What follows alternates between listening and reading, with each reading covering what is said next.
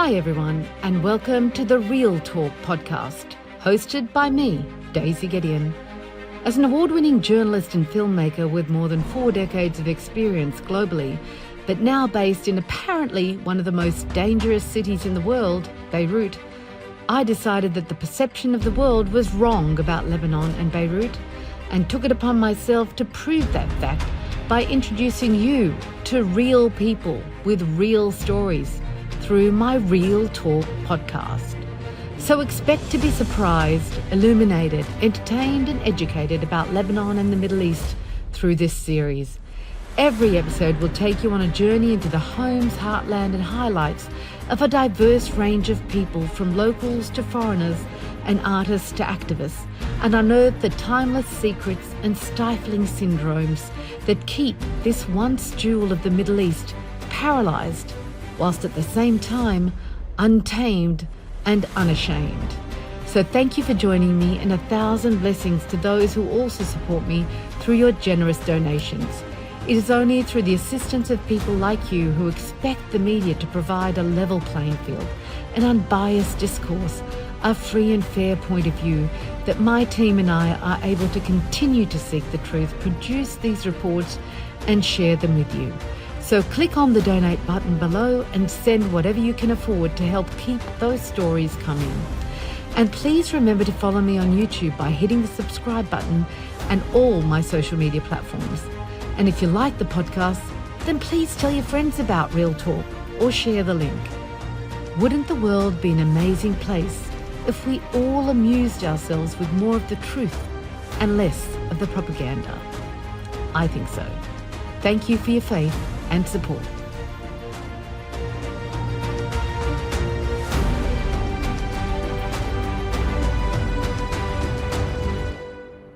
Mr. President, I have sat in these halls next to liberation movements who, one by one, finally took their rightful place in this august chamber, and again, without a doubt, the day will come where Palestine will take its rightful place among the community of free nations.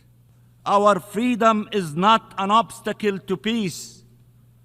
It is the only path leading to it. It has been more than a year since October 7, when our world entered its darkest phase in recent history. More than 365 days that the bombs have rained on Gaza and now batter the beleaguered Lebanon. And whilst we remain in a state of uncertainty, disbelief, and continue to witness heinous atrocities being committed by a crazed and out of control Israel, there have been moments of light that determinedly broke through the heavy darkness. The brightest of those beams of hope came on May 10th, 2024, when a significant step was taken by the members of the United Nations General Assembly, when they put the Security Council on notice that their patience for the Council's stubborn inaction to do the right thing and admit Palestine as a permanent member had reached its limit. As permitted under the UN Charter, the General Assembly voted 143 for, 9 against, and 25 abstentions to elevate Palestine from an observer state to an observer member, affording it additional rights and privileges only provided to member states. While still not a full member, which can only be approved by the United Nations Security Council, this vote, which was rancorously objected to by the State of Israel, heralded a momentous victory and signalled to the USA, the only permanent member of the Security Council to veto Palestine's request, that the majority of members were no longer willing to sell out the Palestinians.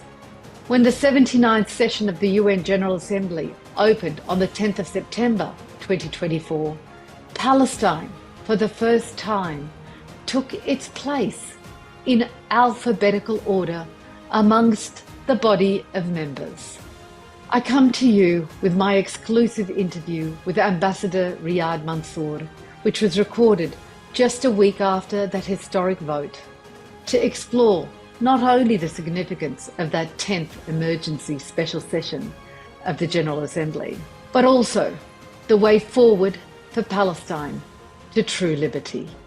So please join us for this hopefully uplifting discussion amidst the sadness that we all continue to feel for the injustices we are witnessing globally, but in particular towards the Palestinian people. I thank you. Here now my exclusive interview with Ambassador Riyad Mansour.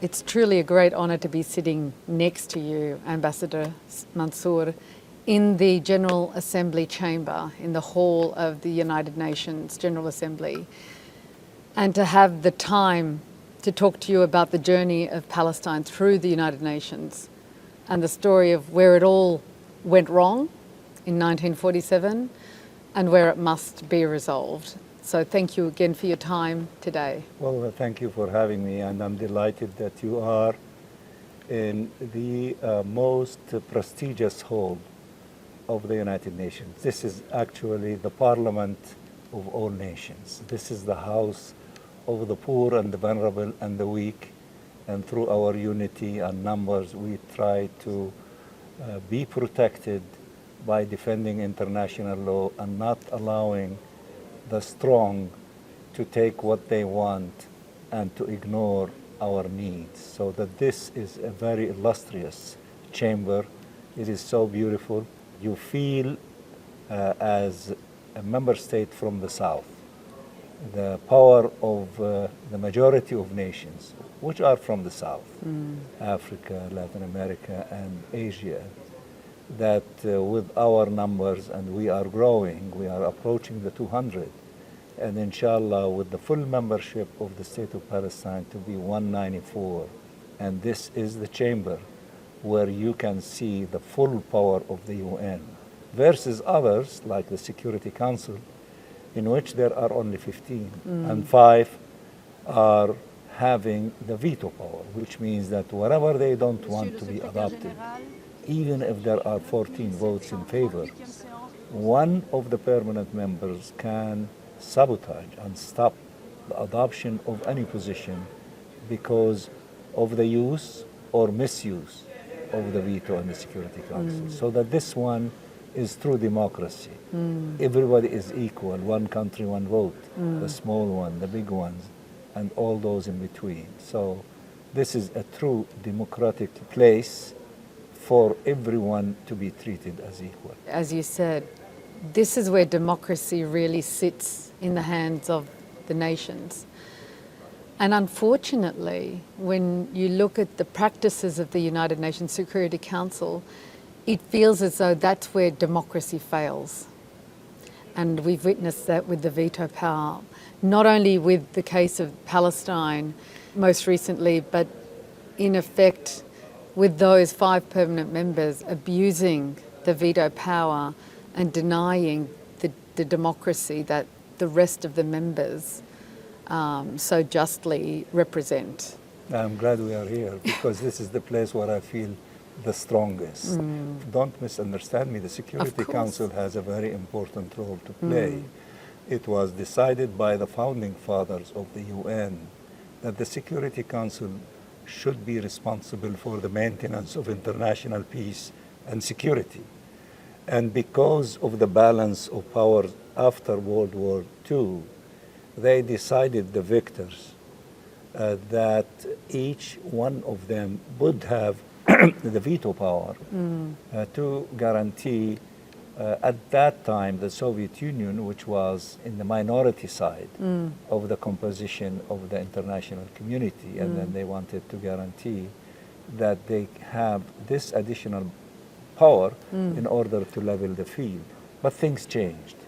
And the Security Council and the Club of 5 are refusing to share that power with anyone or to negate that power from them. And we've been for tens of years debating reforming the Security Council to make it as democratic as the General Assembly, and we haven't succeeded until now, and I hope we do. The best solution is that nobody to have a veto power. That's the best thing. But of course, those who have it, they fight among themselves over everything, but when it comes to threatening their power, they're united like you won't believe. That's right.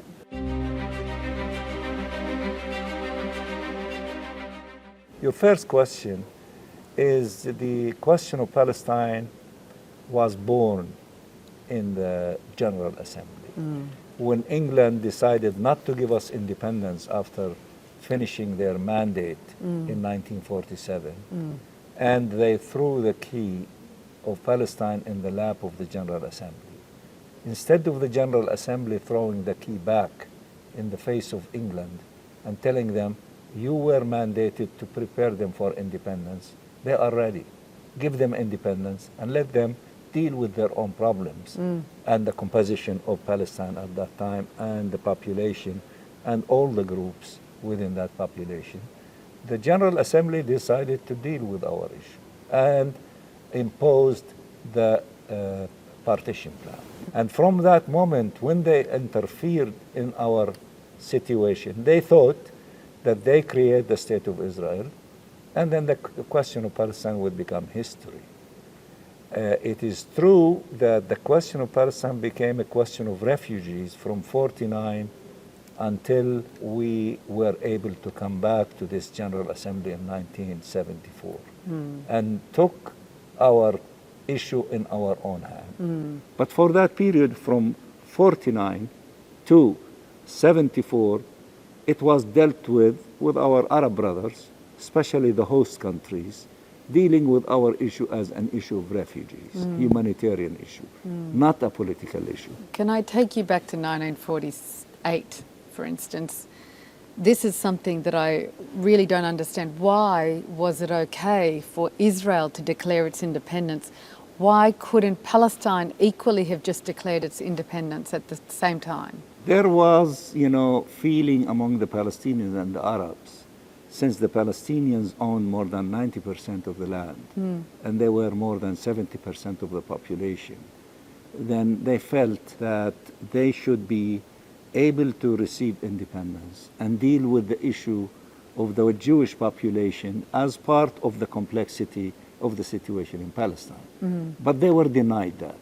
So that there was resentment by the Arabs and the Palestinians that formula was not a just formula then. But very quickly the Palestinian side, led by Haj Amin al-Husseini, declared the government of Palestine, of all of Palestine, and he declared it in Gaza. In what year? Yeah, I think in 49, 1950, around that period of time, and only 4 states recognized the Hukumat Palestine, which is the government of all of Palestine. And these 4 states were from among the Arabs, Egypt and Saudi Arabia, and from the Asians, Pakistan and Afghanistan.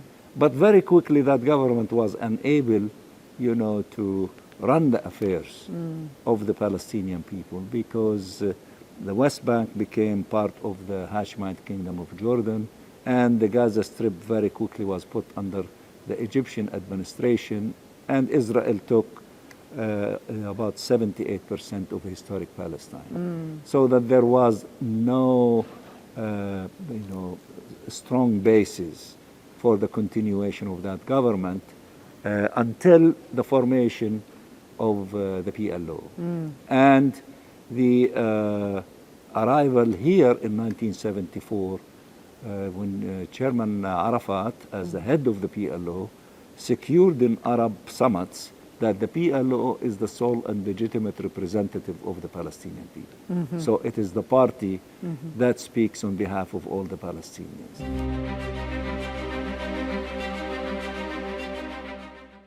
And in 74, it was Abdelaziz Bouteflika, who was before that the foreign minister of Algeria, was the president of the General Assembly.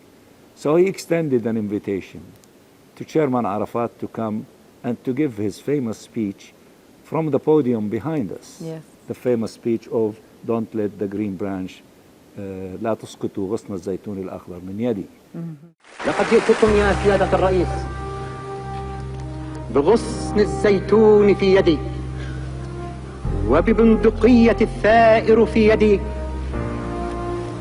فلا تسقط الغصن الأخضر من يدي، لا تسقط الغصن الأخضر من يدي.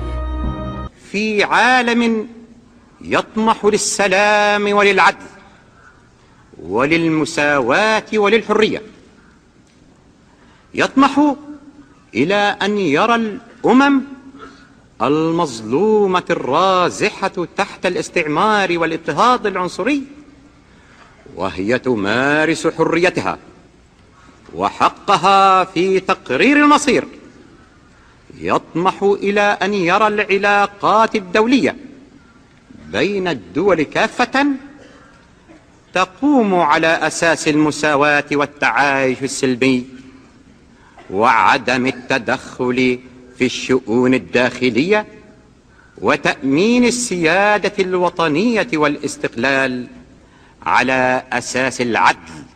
Then we were the first group that we were invited through a resolution, not through the Secretary General of the UN, as an observer.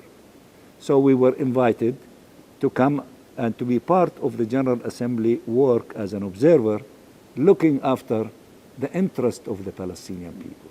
And not only as refugees, but as people struggling for the attainment of the inalienable rights of the Palestinian people, including the right to self-determination, statehood, and the right of refugees to return. From that moment on, we started a new journey of the representatives of the Palestinian people are handling the issue of the question of Palestine at the UN, in the General Assembly, in the Security Council, and things also kept changing on the ground. When in 1988 we declared the independence of the State of Palestine in Algeria, in the session of the Palestine National Council.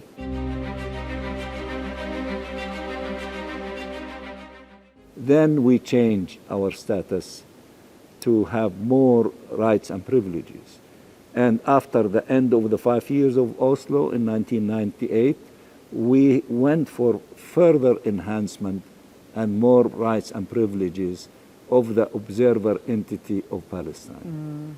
But in the year 2012, and I came back as an ambassador in the year 2005, one of the main objectives was, I thought that in the year 1988, we could have had the opportunity to become an observer state after the Declaration of Independence. But unfortunately, that did not happen. Opportunity. So then when I came back this time, I said that this is one of my first personal and national priority, that we need to change our status to an observer state, meaning to resolve the issue within the UN system that we are a state. Member state, observer state, that is different, but a state. And we succeeded, alhamdulillah, in the year 2012 by 138 votes versus 9 to become an observer state. Ladies and gentlemen, it is my pleasure, indeed I am honored to address you today, and for the first time in the name of the State of Palestine, before this General Assembly of the United Nations, following your historic decision of 29 November past to raise Palestine's status to that of an observer state. As representatives of your governments and of your peoples, you champion justice, right, and peace. You affirmed your refusal and rejection of occupation. You stood for principle and ethics on the side of people's yearning for freedom. For this, I extend to you today my deepest thanks and gratitude on behalf of Palestine and its people. 12 years later, this year, after we proved to everyone that we are a capable state, responsible state, qualified state, joined more than 100 treaties and conventions as a state party to these conventions, including the Climate Change Convention, the ICC, and then we became elected as the chair of the group of 77 on China. Mm-hmm. It's a group of countries in the General Assembly of 134 countries, the largest negotiating bloc in the UN system that deals with 70% of the agenda of the General Assembly. So we led all these nations for a whole year. We negotiated, we led the negotiation on their behalf on all complicated issues, including the budget of the UN, and we did it very successfully. We received the admiration and praise from everyone, including the Secretary General. So we felt that because of all these things, we should not be denied to be a full member. And with the tragedy of Gaza for the last 7 months, we felt that the moment is now for us, of course, number one, to stop the war, and number two, to be admitted as a full member. We went to the Security Council. We received 12 votes yes, 2 abstentions, 14 did not block us, only 1 with a veto. So we came to the General Assembly. Which was a very unique thing to come back to the General Assembly after the Security Council vetoed.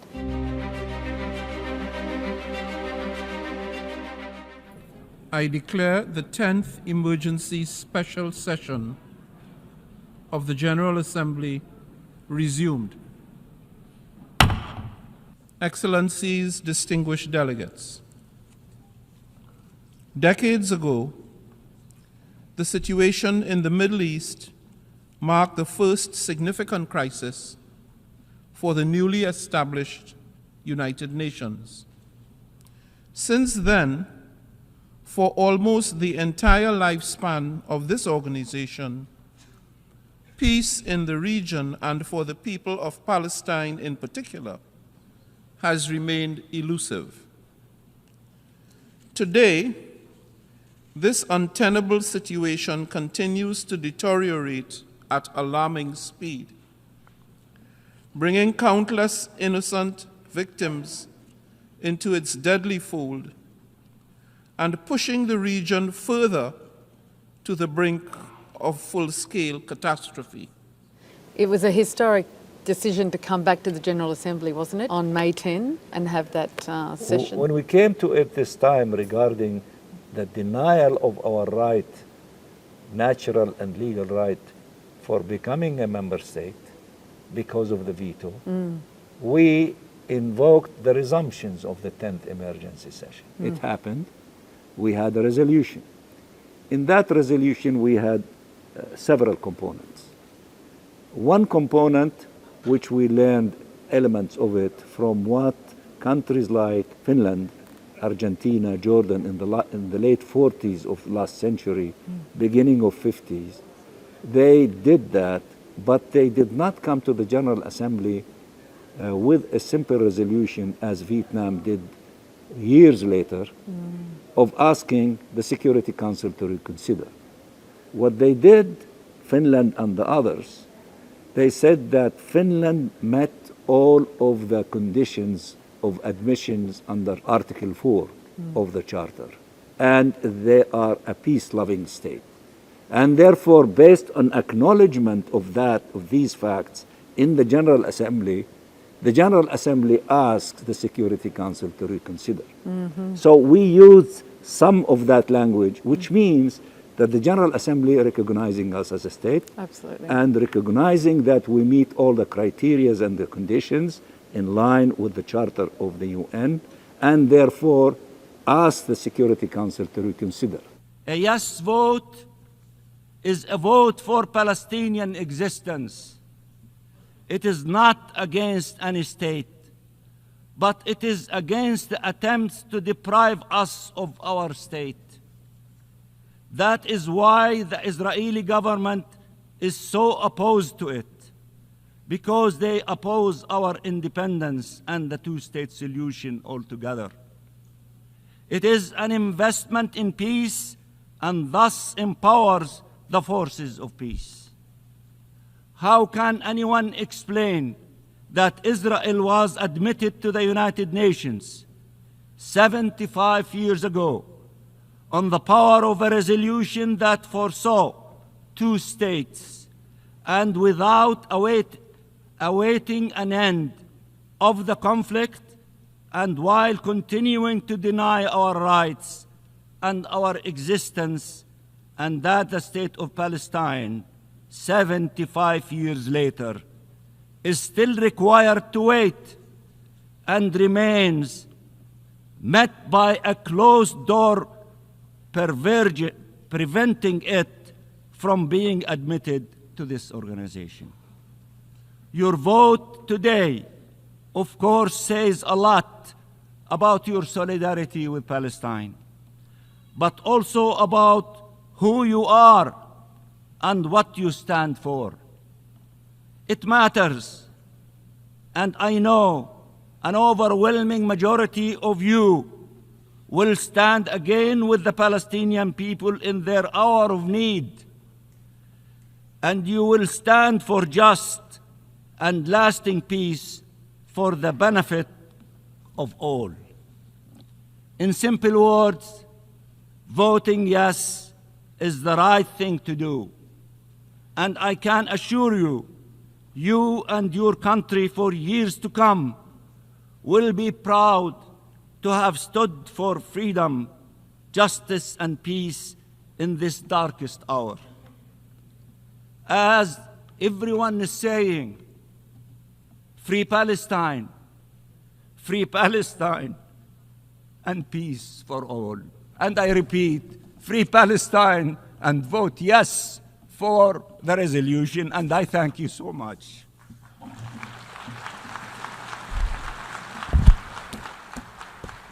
The General Assembly is now voting on draft resolution A/ES10/L30/revision 1, entitled Admission of New Members to the United Nations. Will all delegations confirm that their votes are accurately reflected on the screen? The voting has been completed. Please lock the machine. 142.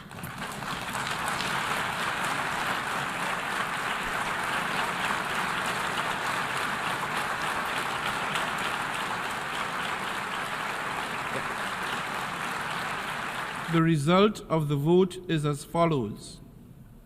In favor, 143. Against, 9. Abstentions, 25. Draft Resolution A/ES10/L30/Rev 1 is adopted.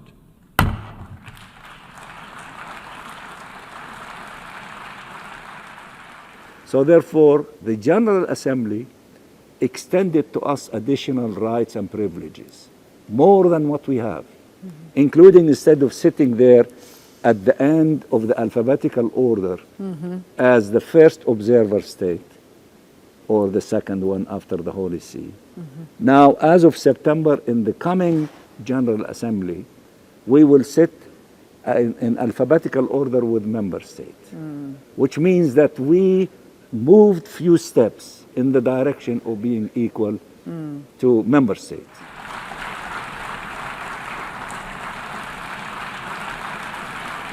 So that this way the General Assembly is telling the Security Council, while we are asking you to reconsider, we want to tell you that we are shouldering part of our responsibility by giving them more rights and privileges as member states. So we are showing you by example of our action that we are ready and willing to accept them as a full membership. Stop blocking their admission, do it, and do it as soon as you can. So in effect, May 10th, 2024 was a huge victory. It was a historic one. Because for some people who might not be technically savvy of the work of the General Assembly and the UN, they think it's another resolution. It is a milestone. It is similar but bigger than the year 2012. Yeah. The year 2012, we resolved within the UN that we are a state. But our state is under occupation by another state. But still, we are observer.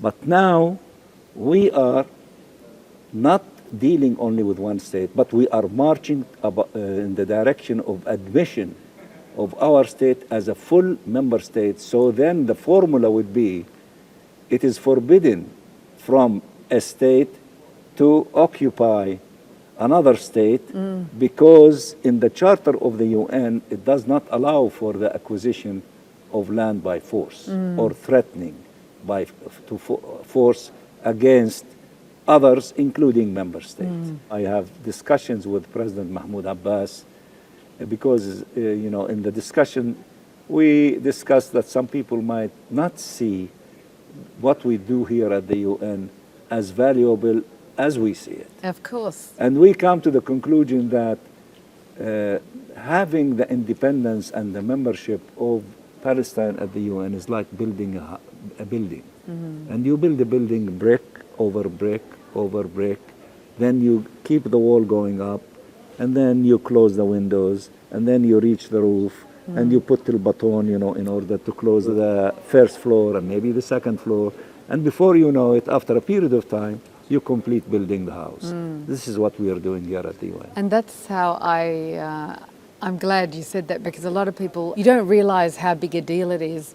And understanding you did get privileges on May 10th, but even more listening to you now, it becomes more apparent how important that step was on May 10.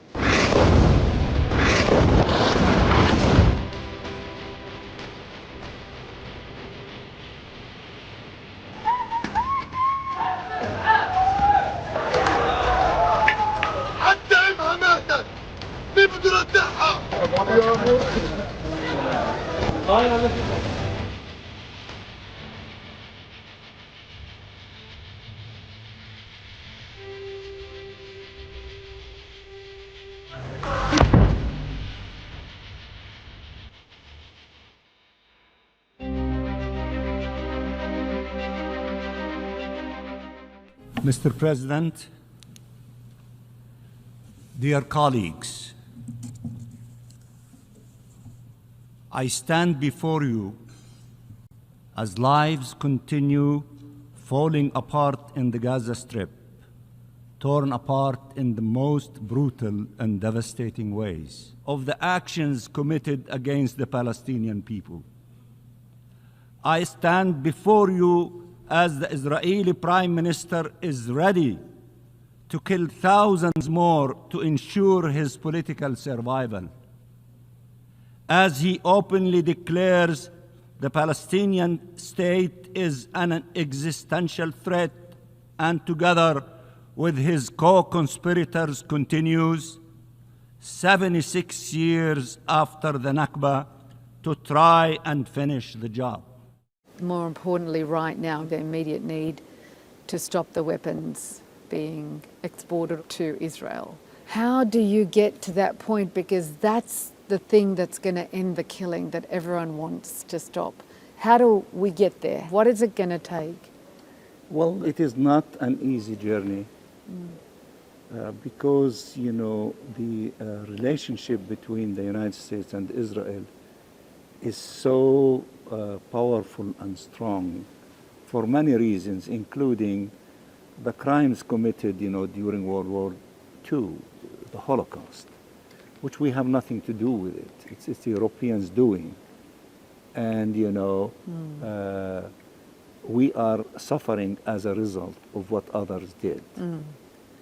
But nevertheless, we succeeded from the beginning of this war, this aggression, to unify first the Arab groups in humanitarian basis, because that was the possible thing and the correct thing and the immediate thing.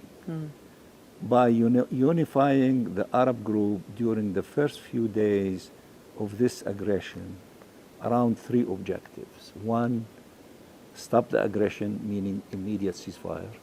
Two, to be able to have humanitarian assistance to reach all corners of the Gaza Strip. We need to save the lives of our people, to provide them with food, water, medicine, and so on.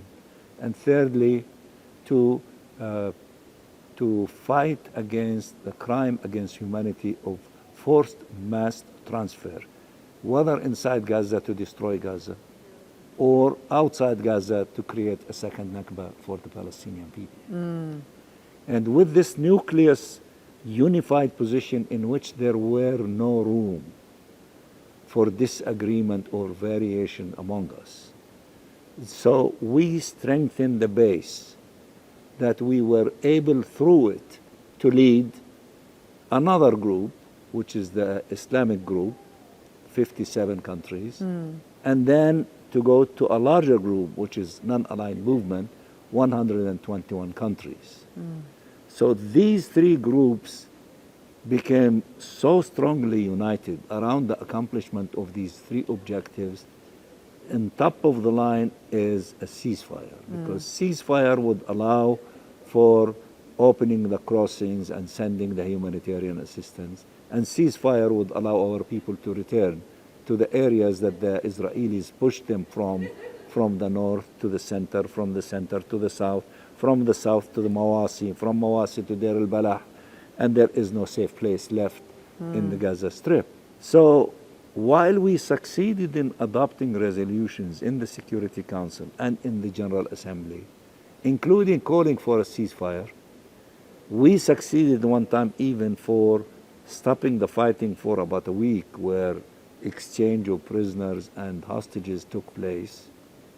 Yet it was not duplicated, because Israel, the current government, is intending to accomplish the objective of destroying the national rights of the Palestinian people by making Gaza uninhabitable, meaning that they want, even if the war to stop, people cannot live in Gaza. That's their plan.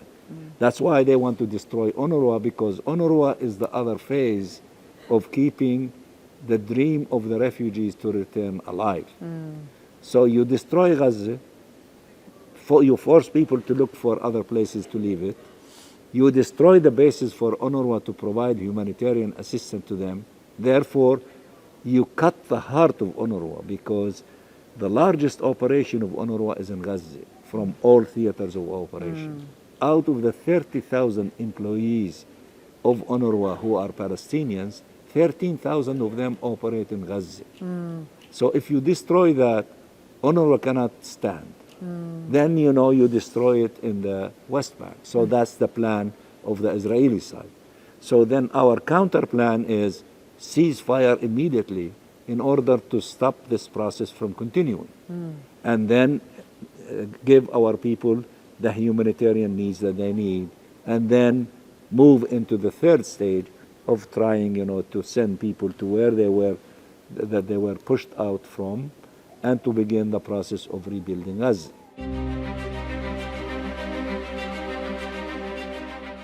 The Israelis are totally isolated here at the UN, and correctly so, because they are beyond ridiculous, and they are criminals in what they are doing and what they are saying. So therefore, they are isolated.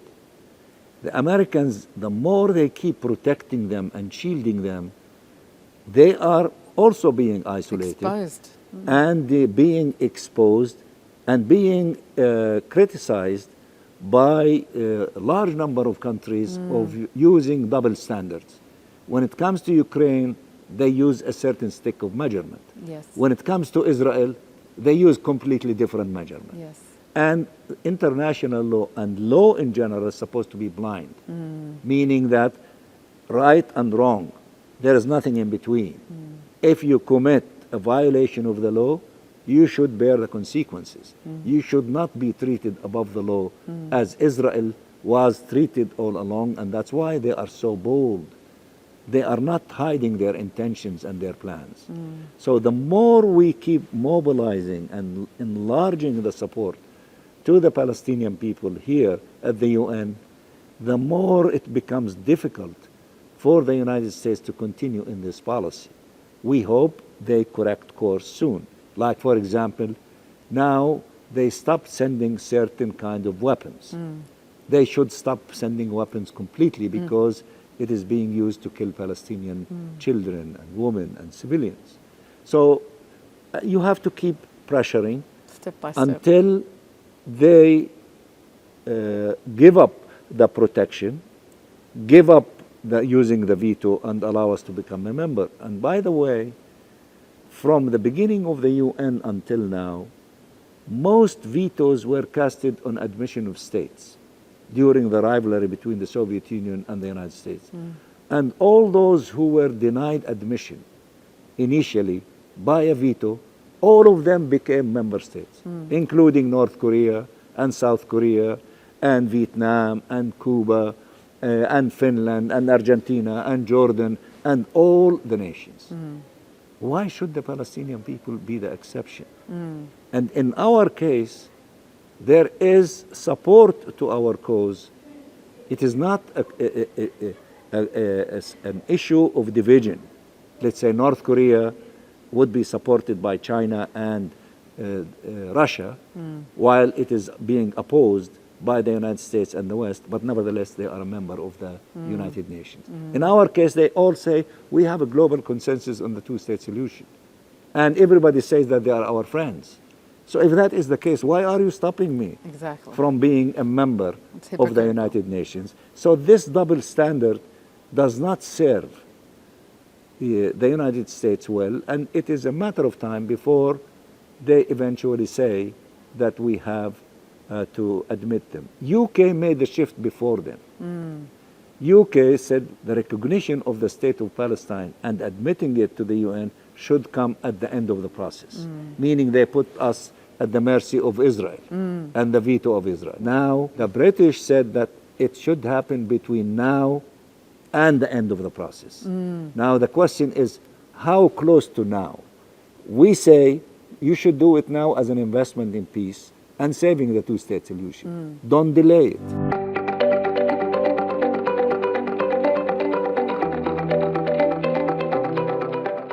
So things are changing. It will be more difficult for those who are still reluctant to do that, including the United States and the United Kingdom.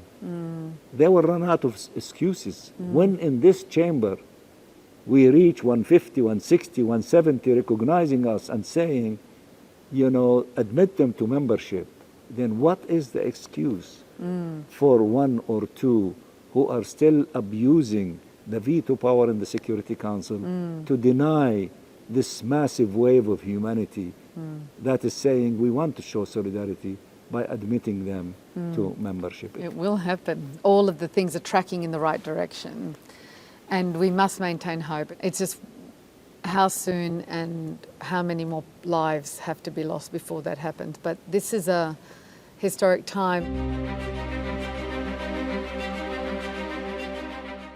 I want to ask you, what has disappointed you the most? You said you were pleased with the Arab and the Islamic states coming together and forming that bloc, but when we read, 1 minute they're aligned, the next minute they're still creating trade agreements or weapons agreements between Israel and Saudi Arabia, or Israel and Turkey, or Israel, and you just think, I don't understand when they stand for, you know, strongly against Israel on certain aspects, and then they're still willing for Morocco, for instance, to open a weapons manufacturer with Israel in Morocco. How those duplicitous conundrums confuse us. Where are they?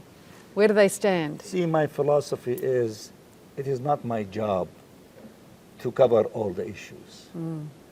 My arena of operation is at the UN. My job at the UN is to unify the Arab behind Palestine, to vote on all our resolutions, to be behind me in the Security Council, to be behind me in the General Assembly. That is my main focus. I don't mix things because it is, number one, beyond my jurisdiction, and number two, these are recipes for success, not success, failure.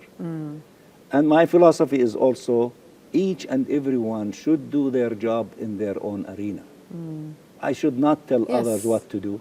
No. And I don't want others to tell me what to do here because I am the expert in this field. Judge me by the results.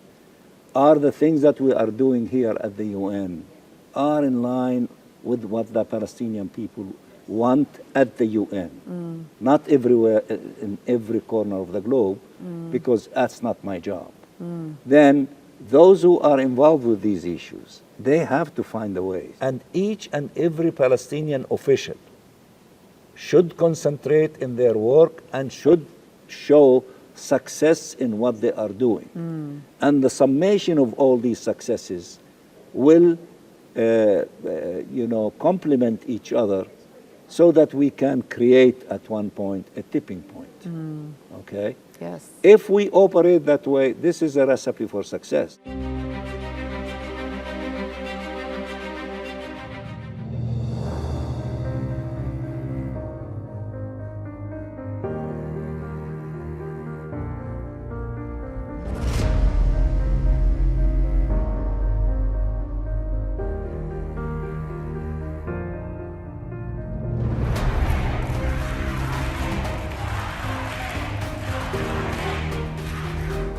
Having, been it's part of the representative of the Palestinian state for nearly 4 decades, since 1983, you've been a member, deputy permanent member. But then, I left for a while and then came back 2005. Yes, but you've been part of this story for a very long time. I have never seen anything like what we've seen in the last 5-6 months and the awakening of people all over the world and the movements. I'd like to get your feeling of what you're seeing and how you would describe what is happening. I came when I was a kid to this country, a son of a refugee and who was also lucky to, through a lottery system, to get a visa as an immigrant, and he was a steel worker in Ohio. And I was a student during the anti-war movement. I was activist in organizing the Palestinian community and all those who were supportive of our cause over the years. But these times, there are qualitative changes that led to this quick emergence. During my college time and years, the black movement was not much identified with the Palestinian movement a long time ago. It was closer to activists among the Jewish community because of civil rights, meaning all those who were suffering from discrimination for a variety of reasons, color of skin, ethnic background, and what have you. They were more active in the movement of the civil rights led by Dr. Martin Luther King. So the Jews were very active, not the Jews that we see today, the kids who are in colleges, that we used to fight with them during the time when I was in college because we were more radical and then they were more Zionist and we were not looking for convergence, we were looking for fights. Then with the changes in the society in America, maybe because of President Trump and the radicalism within the Republican parties that led to massive polarization in the society where Afro-Americans, Latino Americans, who were always concerned with their narrow issues, and the Democratic Party was very skilled in co-opting their leaders through certain benefits and through certain programs they give them. So when George Floyd, which also this is an incident, it did not come from vacuum. It came after accumulation of many things, of discrimination, missed opportunities. Some of their leaders were co-opted by the Democratic Party and felt that they were more or less not working for the interest of the great majority of the black people, but they have other issues in mind. So all these things came into place, and and the catastrophe of Gaza landed on this new situation which never existed before.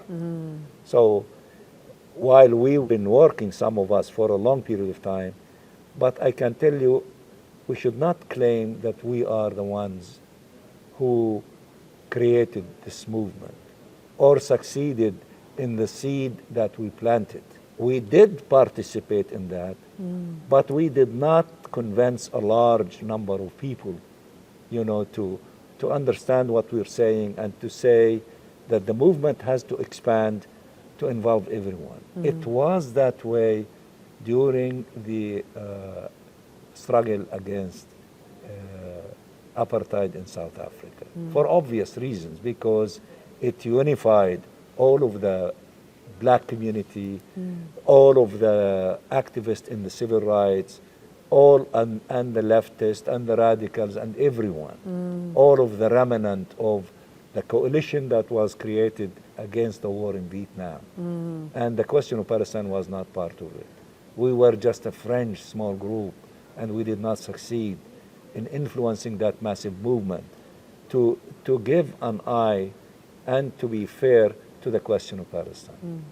Not because of lack of energy, but because of inability to connect with that massive movement at that time. And lack of awareness. South Africa, and the apartheid, they were able to connect with that. So then they succeeded in that coalition that led to contribute to the demise of the apartheid in South Africa. Now, in our case, as I said, during the last 4 or 5 years, with these so many movements, Black Lives Matters, the Me Too movement, that all these things created new conditions of justice, not based on Palestine.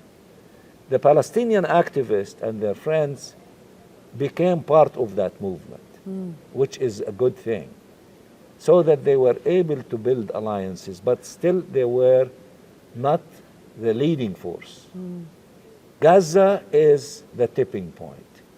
So all this new coalition, which is based on justice for blacks, Latinos, and LGBTQ, exactly, women, all of them. that coalition that was built based on justice, and they saw the massive genocide against the Palestinians in Gaza moved. So that's the historical moment that we are going Galvanized through. everyone. I see always my philosophy. If you arrive few minutes earlier, you don't succeed. If you arrive few minutes later, you don't succeed. You have to arrive at the perfect moment. I think the question of Palestine is arriving at the perfect moment, because there is a movement for justice that was established, ready to embrace issues of justice. No matter where they were. That moment was never presented itself for us during the last 50 years, since the creation of the State of Israel. The movement was more towards sympathy towards the Jews for what happened in Europe and the Holocaust. Now the students are carrying the load of this movement to keep it alive, which was everywhere. In the first few months of the war, you would see hundreds of thousands in capitals everywhere of people demonstrating for a ceasefire. Yes. Then people started, fatigue. Then the students in the United States, A new wave carried the load and inspired everyone. Others will come to the movement, and it would be impossible for Biden or anyone to stop this historic movement from accomplishing things for the Palestinian people, which is freedom. I don't want to get into American politics. We'll see what happens in the November elections. Neither candidate is going to serve humanity. They're both clear about where their policies are. So I think, it would be wonderful to really see a change in America with this awakening amongst the young voters and the older ones too. What are the next steps for you? We need to do several things. General Assembly, Security Council, ceasefire is number one. We're not rushing into the Security Council for admission, for membership soon, but we want to be involved, and we are very active with our European colleagues. We need the waves from Europe of recognition. The more these waves to follow each other one after, it will increase the pressure on those who are still reluctant in Europe and on the Americans, whether in the Security Council, in the General Assembly, for ceasefire, for admission. All these things are intertwined. So this is where I spend most of the time dealing with these issues, trying to expand and strengthen the base. Now the last group of countries that have not recognized the State of Palestine yet are West Europeans. Now we are going to crack that. Hopefully 21st of May, my birthday.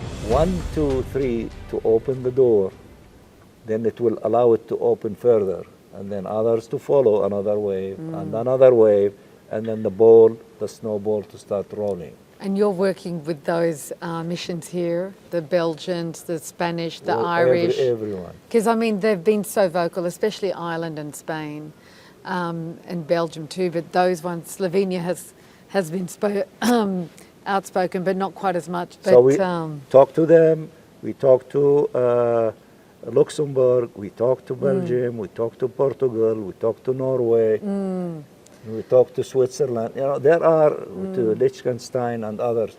We need to create this movement in Western Europe. We are at the edge. And of course, the foreign ministers, this special committee of Arabs and Muslims, which was established, Committee of 8, after the combined summit in Riyadh, Arabs and Muslims. It is entrusted on two things. That's the task for it. One is to have a ceasefire. That's why they visited the capitals of the P5. Still, there is more work in that regard. Two is to allow this wave in Europe to begin and to pick up momentum. Here we see them every day. So we are complementing that effort by the ministers.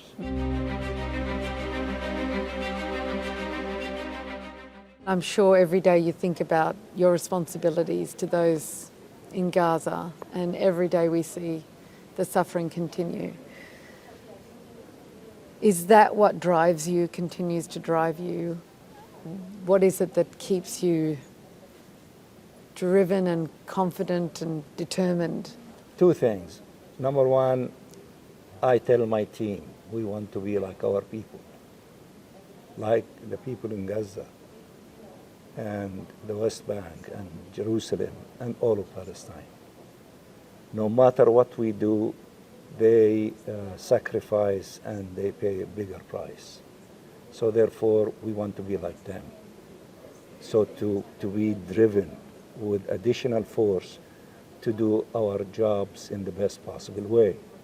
The second thing, we have to be positive, because positive, you will have tremendous energy to do the job for this noble cause in the best possible way. Depressed people cannot do it.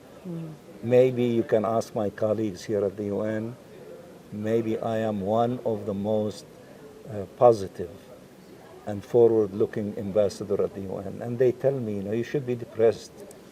I said, if I am depressed, I cannot do my job the right way. I have to be positive, to have the maximum amount of energy to be able to do my job in the best possible way. That's what drives me to do these things. If I don't have positive attitude, I should not be in that position. If you've lost hope, You have no hope of changing anyone. I'm glad that you asked me that. You know that Emil Habibi is a famous writer among Palestinians. He wrote a famous novel by the name Saeed Abu Nahs al-Mutasha'il. Al-Mutasha'il is a new word that he created in Arabic, which is, he was asked, are you mutafa'il or mutasha'im? Are you optimistic or pessimistic? And he said, I am neither, I am mutasha'il, half optimist and half pessimist. But I like, what Desmond Tutu responded. Desmond Tutu was asked, are you optimist or are you pessimist during the midst of the fight against apartheid in South Africa? He said, it's difficult for me to decide whether I am optimist or pessimist, but I can tell you I am prisoner of hope. I am prisoner of hope. Love it. So that's it. It's beautiful. Thank you again. Thank you.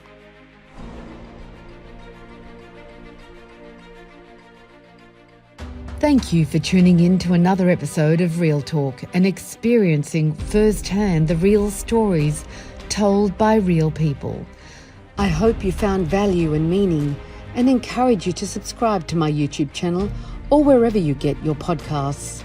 Your ongoing financial support is vital to our ability to continue delivering these stories, so please remember to click on the donate button in the description, giving only what you can afford.